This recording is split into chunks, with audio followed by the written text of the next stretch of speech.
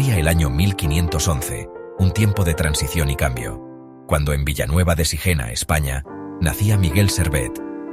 Este pequeño pueblo, aunque modesto, sería el lugar de origen de una de las mentes más brillantes y controvertidas de la historia. Europa se encontraba en plena ebullición.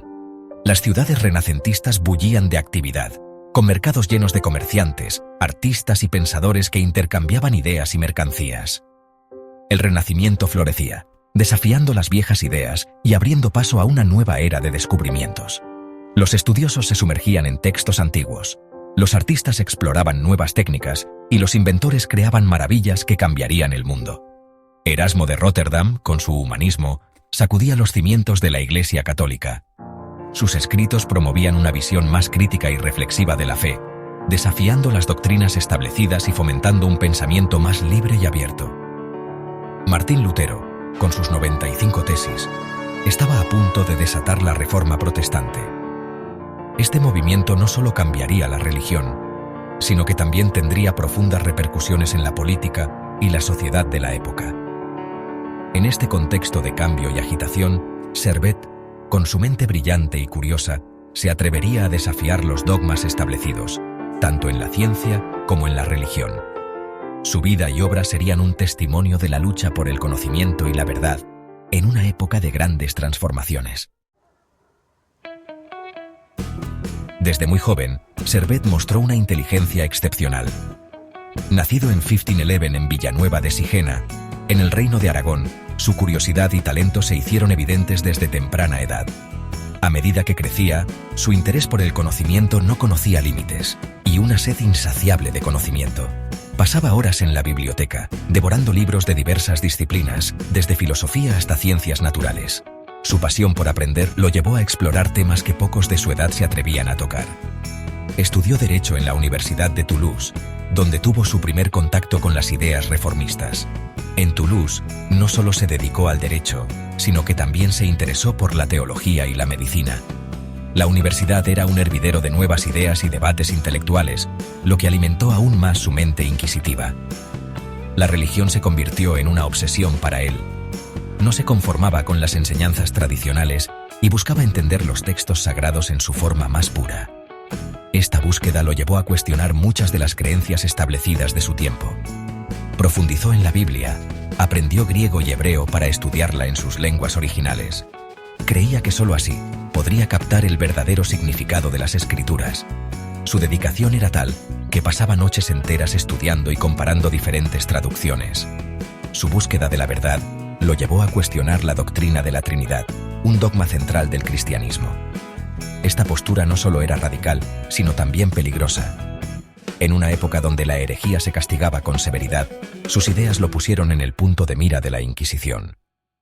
Estas ideas, consideradas heréticas por la Iglesia católica, lo obligaron a huir de España y adoptar diferentes nombres para evitar la persecución.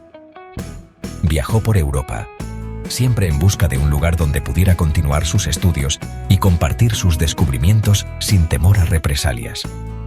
Su vida se convirtió en una constante huida, pero su espíritu indomable nunca se quebrantó.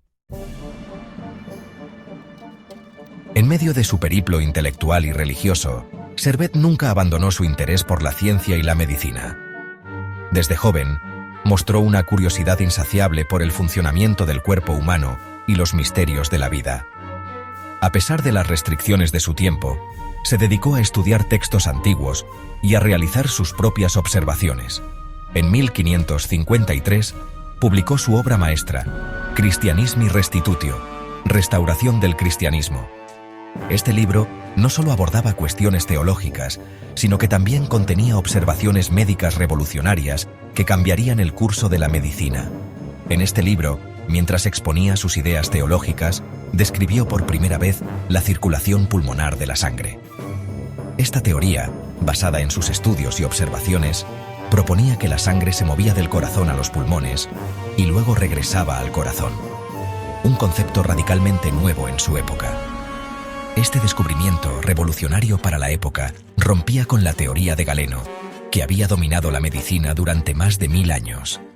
La teoría galénica sostenía que la sangre se producía en el hígado y se distribuía por el cuerpo sin regresar al corazón.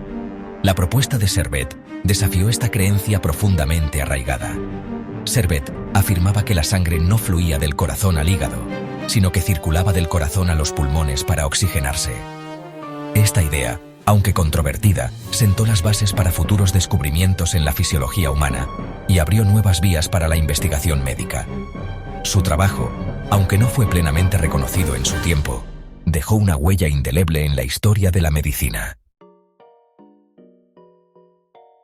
Además de sus propias investigaciones, Servet fue un editor prolífico. Trabajó en la edición de la Geografía de Ptolomeo, una obra fundamental para la cartografía de la época. También editó tratados médicos de Galeno e Hipócrates, contribuyendo a la difusión del conocimiento médico clásico. Su trabajo como editor demuestra la amplitud de sus intereses y su compromiso con el conocimiento en diferentes campos. Servet no era solo un científico o un teólogo, era un humanista en el sentido más amplio de la palabra. A pesar de sus logros científicos, las ideas teológicas de Servet lo persiguieron implacablemente.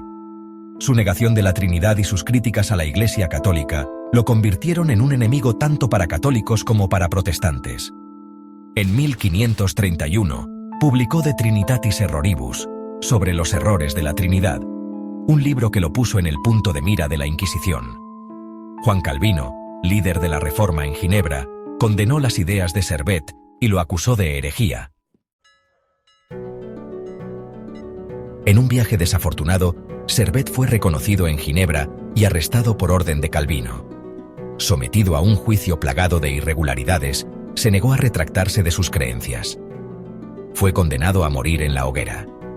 El 27 de octubre de 1553, Miguel Servet fue quemado vivo en Ginebra. Su muerte, un acto brutal que pretendía silenciar sus ideas, se convirtió en un símbolo de la intolerancia religiosa y la lucha por la libertad de pensamiento. A pesar de su trágico final, el legado de Servet no pudo ser borrado por las llamas. Su descubrimiento de la circulación pulmonar, aunque inicialmente ignorado, fue retomado por otros científicos años después, sentando las bases para la medicina moderna. Su valentía al desafiar los dogmas establecidos, tanto en la ciencia como en la religión, lo convierten en un precursor del pensamiento crítico y la libertad de investigación. Con el paso de los siglos, la figura de Miguel Servet ha sido reivindicada.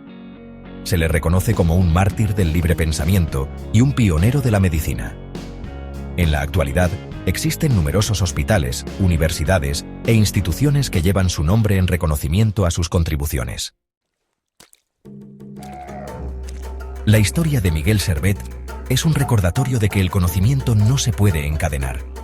Su sed de saber, su valentía para desafiar las ideas preconcebidas y su compromiso con la verdad siguen siendo una fuente de inspiración. En un mundo cada vez más complejo, donde la información fluye a raudales, es fundamental mantener viva la llama de la curiosidad y el espíritu crítico que Miguel Servet encarnó con su vida y su obra.